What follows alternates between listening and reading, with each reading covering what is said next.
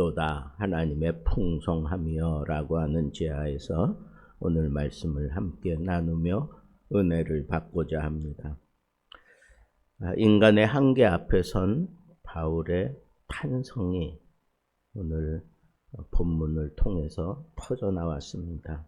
로마서 11장은 우리가 그동안 살펴본 대로 구원의 신비로움을 다루고 있습니다. 그런데 그 구원의 신비로움을 다루어 가다가 태도를 확 돌변해서 갑자기 하나님을 찬양하면서 11장을 마칩니다. 깊도다 하나님의 지혜와 지식의 풍성함이요. 바울은 신학 논문을 쓰다가 어느 순간 펜을 내려놓고 무릎을 꿇고 그냥 하나님 앞에 그냥 찬양을 터뜨리는 그러한 모습이 제 마음속에 그려졌습니다. 그의 마음은 계산이 아닌 경외로, 논리가 아닌 찬양으로 터져나온 겁니다. 바울은 우리가 잘 아는 대로 이방의 사도면서 유대의 학자 중에 학자라고 할 수도 있습니다. 그는 이스라엘의 완악한 문제를 다루고 이방의 구원의 문제를 다루고 다시 올 이스라엘의 회복의 문제를 다루면서 하나님의 구원은 이렇게 복잡하고 그렇지만 너무너무 완벽하게 섭리되어 있는 거구나 라고 하는 이 사실을 깨달으면서 그 깨달음과 동시에 잠시 손을 놓고 감격해서 찬양하는 모습이다. 이렇게 본문을 우리가 이해하면 좋겠습니다. 우리는 이해가 되어질 때 찬양하지만 바울은 이해할 수 없기에 찬양하고 있습니다. 하나님이 하시는 일을 다 알 수 없지만 그분의 선하심을 믿었기에 찬양했다는 말입니다.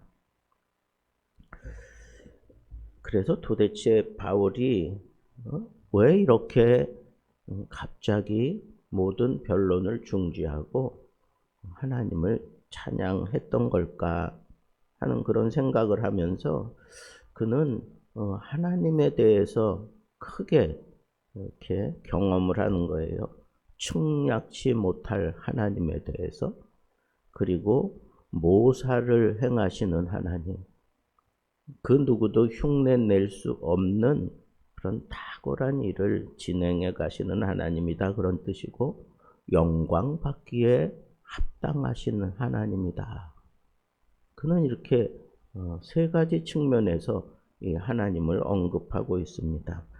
그 하나님이 영광 받기에 합당하고 모사를 행하시며 그리고 측량할 수 없는 지혜와 그런 지식을 가지고 풍성한 그런 모습으로 펼쳐내신 구원의 그 역사하심을 로마서 1장부터 한번 제가 쭉 정리를 했습니다.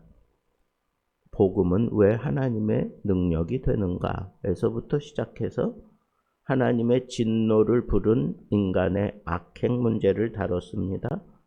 피할 수 없는 하나님의 판단 앞에 선 의인은 결국은 의인은 하나도 없다. 그렇게 선언하게 됩니다. 그런데 그 하나님의 의를 만족시킨 예수 그리스도의 희생이 있었고 그 희생에 대해서 오직 믿음으로 구원 얻는다 하는 것을 바울은 설명했습니다. 인간의 행위 다 배제시켰습니다. 할례도 아니고 율법으로는 안 된다고 온 시대를 망라해서 오직 믿음으로 구원을 얻는 것이다 라고 그는 분명하게 선언을 했습니다. 그러면서 그에 대해서 더 깊은 내용을 다루면서 대표의 원리를 가지고 설명을 했습니다. 아담이 죄를 범하고 그리스도가 그 모든 죄를 해결하신 문제 다뤘습니다. 그리고 구원받고 난 이후에 사람은 완전해진 것이 아니라 차츰차츰 성화되어 가는 그런 문제들을 그는 성화의 문제를 다루면서 죄 때문에 구원받았을지라도 죄 때문에 여전히 곤고한 인생을 그는 어필을 했습니다. 그러나 그 죄 때문에 곤고한 인생이 구원받고 난 이후에는 거기에 속해 있지 않고 성령께서 그 인생을 다스리기 시작합니다. 예수 안에서 성령을 힘입고 마침내 넉넉히 이기며 살아가는 그런 정말 새로운 존재로 우리가 태어났다라고 하는 것을 우리는 알 수 있고, 하나님은 또 하나님 편에서 은사와 택정함과 간구와 그리스도의 사랑의 강건하심과 넉넉히 승리할 수 있도록 하나님께서 우리 구원받은 인생을 절대로 놓지 아니하신다라고 그렇게 설명을 했습니다. 그래 놓고 바울이 늘 마음에 걸려하는 참 이스라엘 사람에 대해서 그는 선언을 합니다. 그 참 이스라엘이라고 하는 이 문제는 오로지 하나님의 공평한 선택과 그리고 무조건적인 선택에 의한 하나님의 주권으로 선택된 사람이다, 혈통이 아니다라고 하는 걸 얘기합니다. 그리고 이방인의 그 구원 문제를 함께 다루면서 믿고 부르기만 하면 얻는 의에 대해서 설명을 하고, 퍼져야만 하는 그 복음에 이제 이르렀습니다.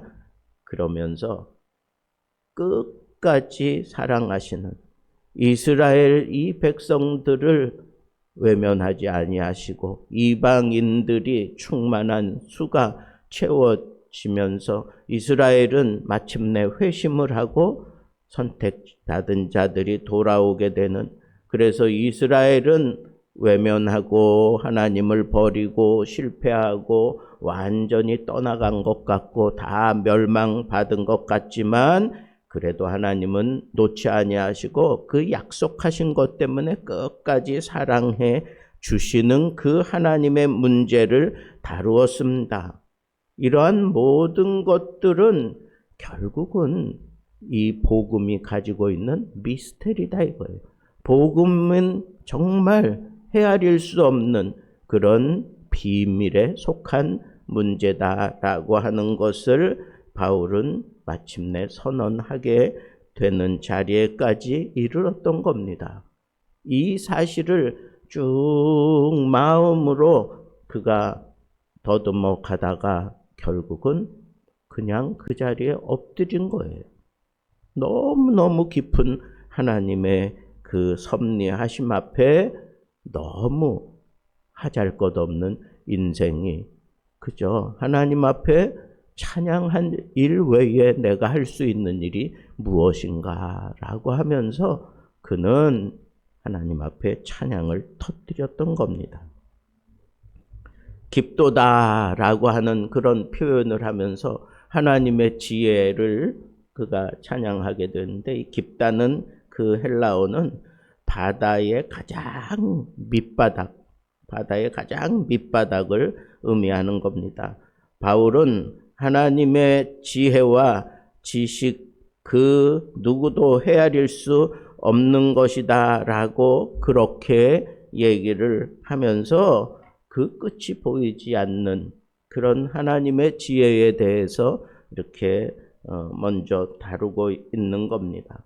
하나님은 단순히 많은 지식을 가진 분이 아니라 모든 사건 속에서 완벽한 타이밍과 길을 아시는 지혜의 하나님이시다 그런 얘기예요. 우리가 이해할 수 없는 인생의 터널을 지날 때에 우리는 실패했다, 병으로, 손해로, 그래서 우리는 그냥 기다릴 뿐이다. 그 모든 것이 하나님이 볼 때에는 하나님의 시간에 정확하게 딱딱 맞아떨어져 가면서 이루어져 가고 있는 것을 바울은 어렴풋하게 그렇게 이해를 했던 겁니다. 요셉을 보세요. 그는 왜 이런 고난을 받는지 견딜 수 없어 하며 착고에 채워진 손과 발을 막 어찌할 바를 몰라 하며 발부둥 치면서 그 뼈가 다 드러날 정도로 하나님 앞에 그가 부르짖었습니다. 그러나 나중에 뒤돌아보니까 그때가 바로 하나님이 이 요셉을 단련해 가시는 기간이었음을 우리는 알게 되고, 나중에 그를 팔았던 정말 자기를 죽이려 했던 그 형제들 앞에서 그가 깨달은 하나님의 그 놀라운 그 구원 계획을 요셉이 자기 입으로 선언하잖아. 내가 이렇게 팔려왔다고 근심 걱정하지 말아라. 하나님이 우리 야곱 가문을 위해서, 이스라엘을 위해서 하나님이 나를 먼저 보내신 것뿐이다 라고 그렇게 그가 고백을 하며 선언을 했습니다. 여러분, 하나님은 정말 인간이 헤아릴 수 없는 그 깊은 문제를 하나님의 방법으로 풀어가는 것뿐이에요. 나는 최선을 다했는데 내가 왜 이런 일을 당해야 합니까? 아니요. 하나님의 깊은 섭리가 그 속에 담겨져 있습니다. 아직 하나님의 때가 되지 않았을 뿐입니다. 그럴 때 우리가 해야 되는 게 뭐예요? 하나님을 믿고 기다리는 겁니다. 그의 판단을 함부로 우리가 헤아리려고 할 필요도 없습니다. 그의 길은 찾지 못할 것이로다 라고 그랬어요. 인간은 하나님이 하신 일에 대해서 판단해야 되는 그런 존재가 아니라 그냥 하나님을 기다려야 되는 존재예요. 하나님의 그 깊은 길을 어떻게 측량하겠어요? 왜 선한 자가 고난받고 악한 자가 형통한지, 왜 어떤 기도는 응답되고 내 기도는 응답되지 않는지 이유는 우리 알 수 없지만 하나님은 결코 실수하지 않으십니다. 우리 찬양은 많이 하잖아요. 하나님 한 번도 나를 실망시킨 적 없으시고, 그러나 사실 뒤돌아보면 얼마나 내가 하나님 앞에 투정하며 실망하고 괴롭다고 그렇게 투정 벌이며 살아왔습니까? 하나님은 하나님의 때에 정확하게 실수 없이 하나님이 나를 이끌어 가신다라고 하는 것을 우리는 분명히 깨달아야 할 것입니다. 누가 주의 마음을 알았느냐? 누가 그의 모사가 되었느냐? 하나님은 인간의 조언이 필요 없는 분이다 그런 말이에요. 우리는 자주 하나님께 조언을 합니다. 하나님 이렇게 해 주셔야 되는 거 아닙니까? 이게 더 낫지 않습니까? 그러나 하나님은 우리의 계획을 보정하시는 분이 아니라 우리를 그분의 계획 속으로 끌어들이시는 분일 뿐이에요. 우리는 그저 하나님이 이끌어 가시는 대로 가는 존재일 뿐입니다. 그저 앞이 안 보인다고 불평불만하지 말고, 나는 최선을 다하는 것 같은데 더 심각한 어떤 나락으로 떨어지는 것 같은 생각이 들 때에도 하나님의 섭리를, 하나님의 인도하심을 믿고 기다려야 될 존재입니다. 감히 하나님의 그 계획 속에서 이러니 저러니 아는 척 할 필요도 없다는 거예요. 그냥 맡기고 가면 되는 거예요. 한 청년이 사업 실패 후에 하나님이 이 길을 왜 막으셨는지 모르겠다고 그렇게 투덜대다가 몇 년 후에 그때의 실패가 그를 더 큰 사명으로 부르시기 위한 하나님의 보호였고 인도하심이었노라고 그렇게 간증하는 것을 들어보았습니다. 잠깐만 기다리고 하나님이 하시는 일을 볼 수 있는 눈만 있었다면 이런 불평과 이런 원망으로 지내지 않았을 텐데 말입니다. 35절에는 이렇게 얘기합니다. 누가 주께 먼저 드려서 갚으심을 받겠느냐? 하나님께 우리가 먼저 준 것은 없습니다. 우리의 신앙, 헌신, 봉사, 재능 이거 다 하나님께 받은 거 아닙니까? 모두 그분께서 먼저 주신 것의 일부를 하나님을 위해서 돌려드릴 뿐입니다. 은혜를 거래로 오해하면 감사가 사라지는 거예요. 은혜를 선물로 이해하면 우리 삶에는 찬양이 넘쳐날 것입니다. 그리고 마지막 결론을 이렇게 바울은 선언을 합니다. 이는 만물이 주에게서 나오고 주로 말미암고 주에게로 돌아감이라. 이 한 구절은 성경 전체를 풀어내는 방정식과 같습니다. 모든 것이 하나님에게서 시작되고 하나님으로 인해 유지되며 마침내 하나님께로 돌아간다라고 하는 선언이잖아요. 하나님은 모든 것의 근원이시고 과정이시고 목적이 되시는 분이다 하는 겁니다. 인생의 방향을 잃었다면 이 말씀을 우리는 붙잡아야 하겠습니다. 모든 것은 그분께로 돌아간다. 우리의 성공도 실패도 생명도 결국 하나님께 다 귀속된다고 하는 겁니다. 여러분, 지금의 아픔과 실패와 낙담과 막막함이 있습니까? 여러분, 어느 한 과정에 있을 뿐입니다. 하나님께서 지금 나를 그렇게 이끌어 가시는 겁니다.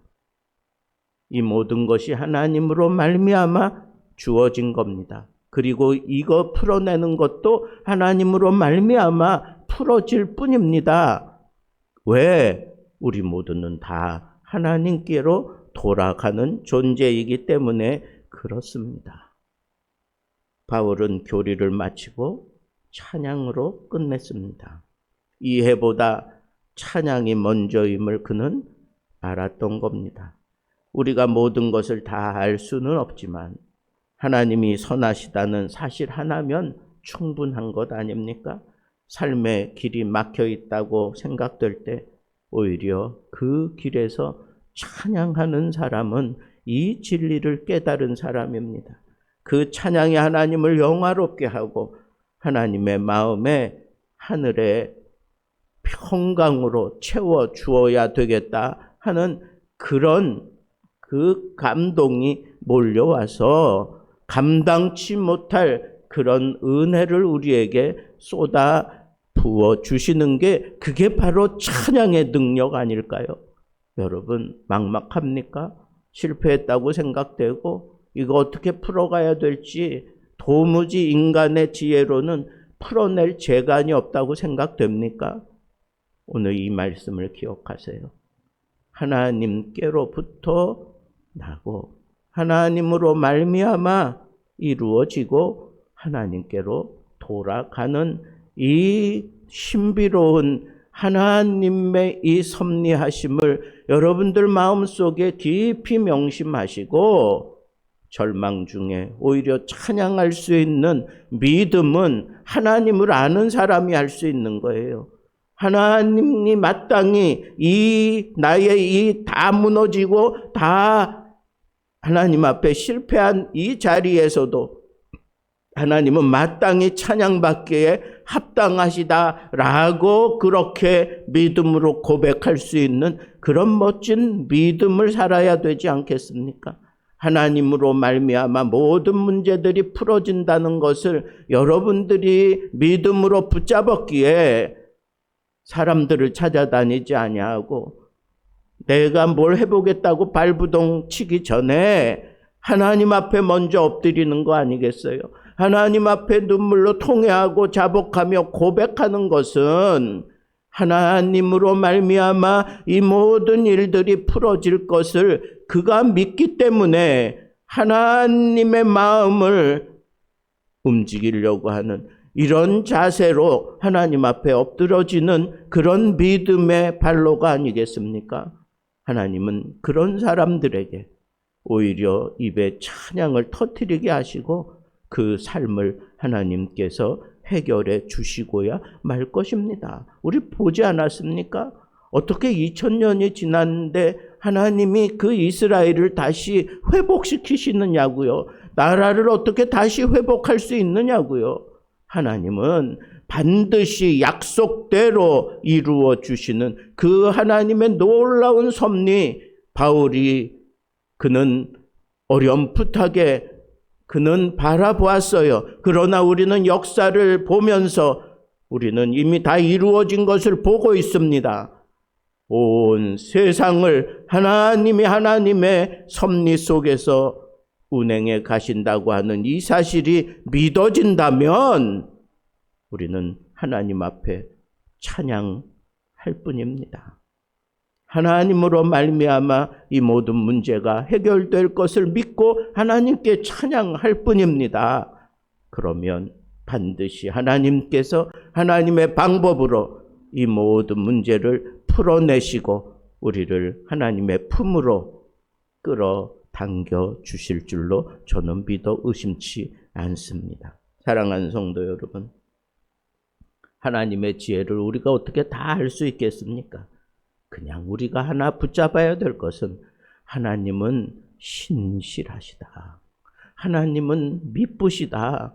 하나님은 절대로 변개치 않으시는 분이다라고 하는 이 사실 하나만 꽉 붙잡고 우리의 인생이 설명되지 않아도 하나님의 뜻은 완벽하게 나를 통해 이루어 가신다라고 하는 이 사실을 믿고 우리는 그저 이렇게 먼저 하나님께 찬양하면 되는 겁니다. 하나님께 영광이 세세에 있을지어다. 이 찬양의 고백으로 여러분들의 남은 인생 멋지게 풀어갈 수 있는 참 믿음의 사람들 되기를 우리 주님의 이름으로 축복합니다.